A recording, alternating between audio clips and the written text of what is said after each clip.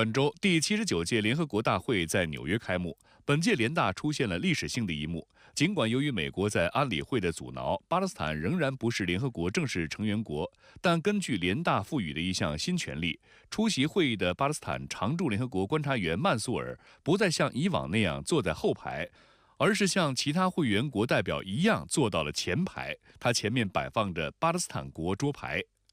I have been informed that all arrangements have been made to have Palestine seated where it's supposed to sit. 开幕会议结束后，很多会员国代表排起长队，向曼苏尔表示祝贺。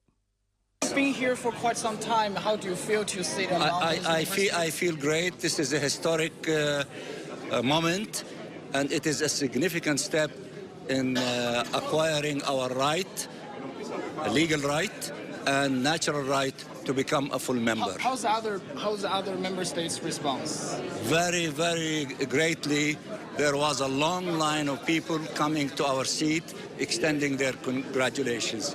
We appreciate that and we cherish that. 日前呢，针对美英考虑允许乌克兰使用外援武器远程打击俄境内目标，俄罗斯总统普京警告称，问题本质并非是否解禁，而是北约国家是否直接参与俄乌冲突。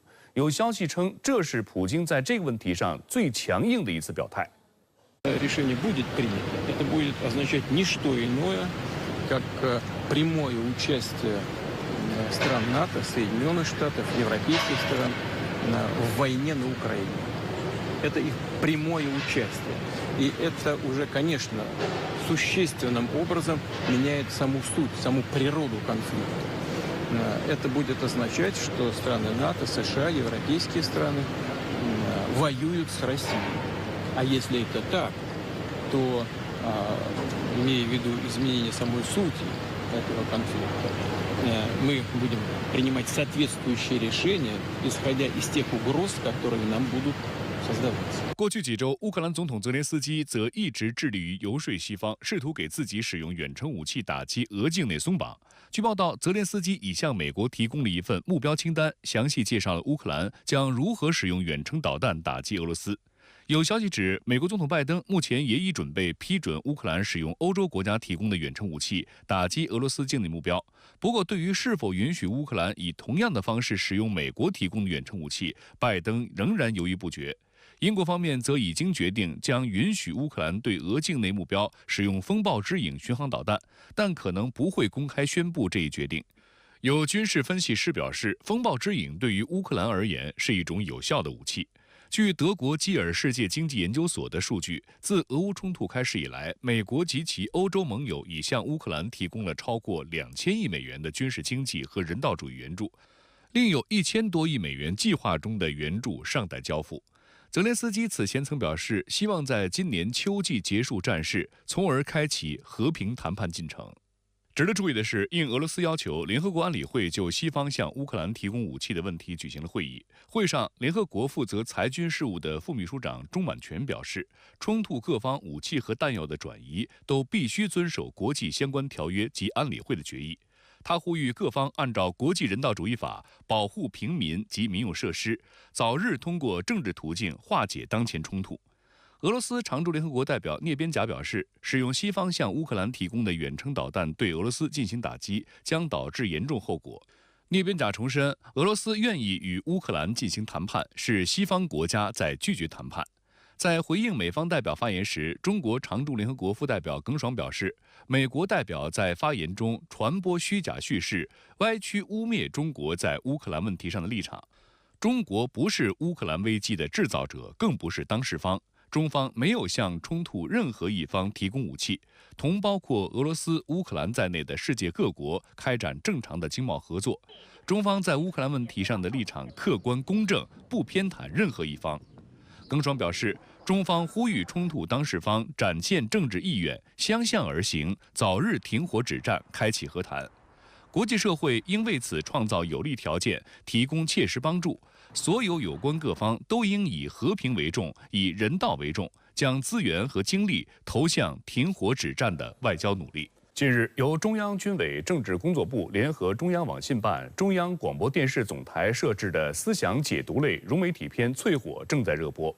淬火第3集中，中国首艘电磁弹射航母福建舰内部以及弹射系统画面首次被公布，引发外界高度关注。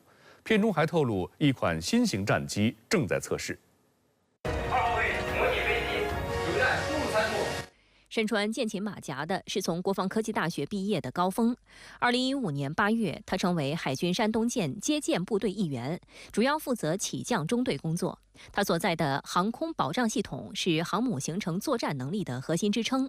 值得注意的是，高峰身穿的黄色马甲背后出现了“弹射”字样，这显然是作为中国第1艘弹射型航母福建舰的专属舰勤人员。高峰的工作岗位是在名为指挥站的一个位于甲板上的升降式小房间，高峰就是在这里完成了他的本职工作。先后阵，确认分数。好，最后准备。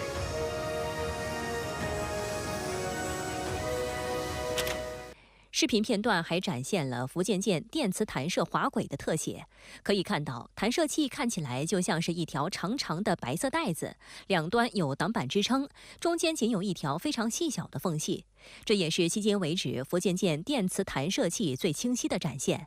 它出现在淬火中，也显示福建舰已经具备了使用电磁弹射的能力。电磁弹射器是目前最先进的舰载机起飞辅助设备，它通过电磁力将飞机从航母上加速到一定速度，帮助飞机更快地起飞。与传统的蒸汽弹射相比，电磁弹射更高效、更精确，能够适应不同重量的飞机，提高航母的运作效率。值得注意的是，指挥站也是首次被公开。它采用多边形全向设计，可以全方位观察战机状态，方便操作，且收回时与飞行甲板的其他部分齐平，不会影响甲板的正常使用和整体性。其外形和功能与美国福特级航母上的集成式弹射控制站类似。需要试飞员配合我们就是论证这个流程。最关键一点，要从滑跃到弹射的无缝转接。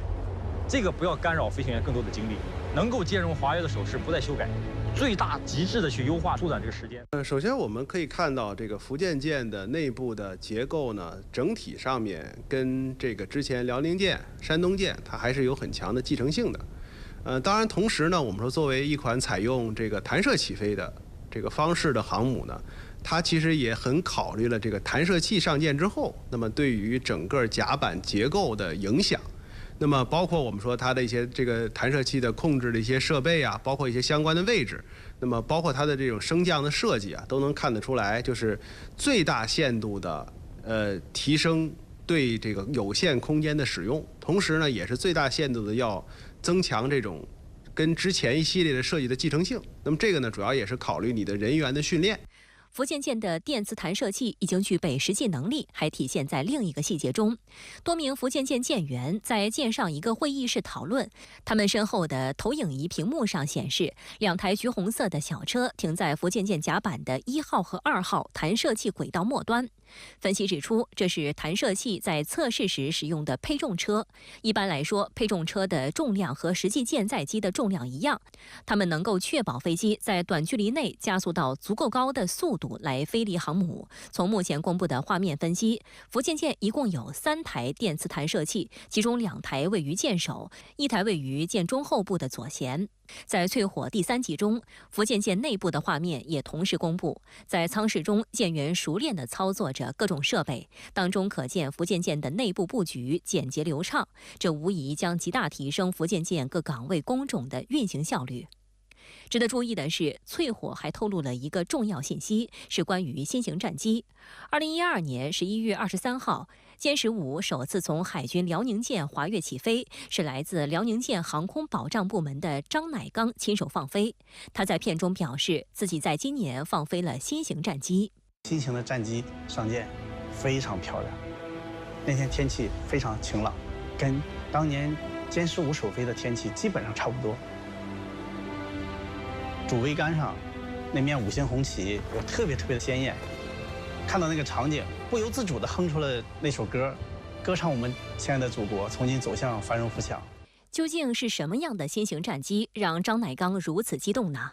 说考虑到辽宁舰也好，山东舰也好，它滑跃起飞的方式，所以呢，我们说，很可能它的动力、机动性，都相当出色。